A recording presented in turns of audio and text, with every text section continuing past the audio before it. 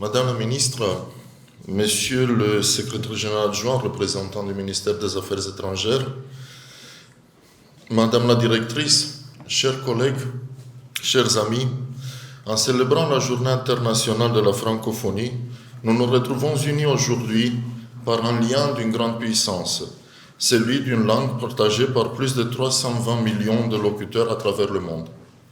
La langue française n'est pas seulement un outil de communication, elle est un héritage vivant, un espace de dialogue entre les peuples, un pont entre les cultures et les générations. Elle porte en elle des siècles de pensée, de littérature, de débat, de création. Elle est, en un mot, un bien commun de l'humanité. Mais la francophonie, ce n'est pas uniquement une langue. C'est une communauté de valeurs, la solidarité, le respect pour la diversité, la promotion de la paix et de la démocratie. C'est un espace où la différence n'est pas une menace, mais une richesse. Léopold Sédar Senghor, père de la francophonie moderne, écrivait que le français était pour lui une langue de culture, une langue qui lui avait été donnée et qu'il avait su faire sienne. En reprenant ces mots, j'affirme aujourd'hui que la langue française est pour nous aussi un outil de rayonnement. Mesdames et messieurs, dans son discours à l'occasion de la Journée internationale de la francophonie, qu'il a tenu justement hier, le président de la Roumanie a prononcé les mots suivants. La francophonie et les valeurs qu'elle promeut font partie de l'identité historique de la Roumanie. Et la langue française a pour nous une résonance émotionnelle. Il va de soi, donc, l'agenda francophone de la Roumanie, 7e contributeur au budget de l'organisation, est extrêmement riche. Les autorités de Bucarest ont organisé et continuent de le faire des événements de grande envergure destinés à faire valoir la francophonie dans l'état actuel. Un dispositif institutionnel de 90 États et gouvernements répartis sur 5 continents au service de la coopération politique, éducative, scientifique, économique et culturelle. La coopération entre la Roumanie et le Sénégal autour de la francophonie est en effet marquée par des symboles forts, notamment en ce qui concerne la culture et l'éducation.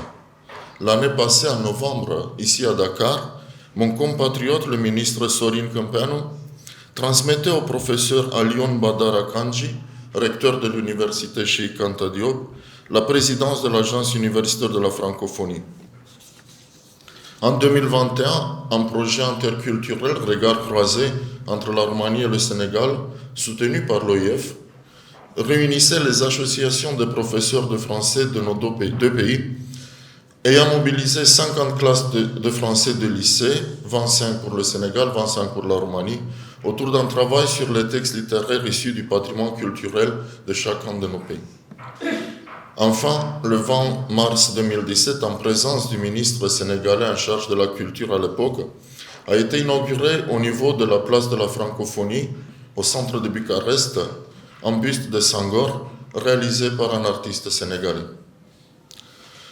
Je ne peux manquer d'évoquer le programme de bourse de mobilité Eugène Ionesco, et là je regarde vers la jeune génération, les bourses donc Eugène Ionesco offertes par la Roumanie dans le cadre de l'AUF et dont ont bénéficié plusieurs générations d'étudiants francophones, dont de nombreux Sénégalais. En venant un peu sur le programme du mois de la francophonie qui vient d'être finalisé avec le précieux concours de Madame la ministre et des membres du GAF, je vous assure qu'il sera riche et ambitieux.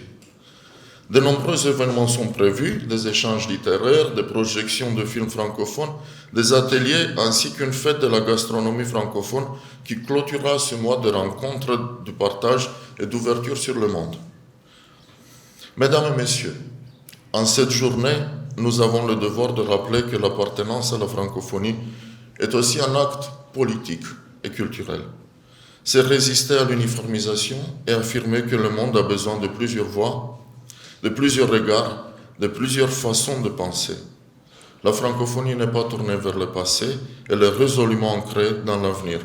Un avenir dont la jeunesse africaine est le moteur central.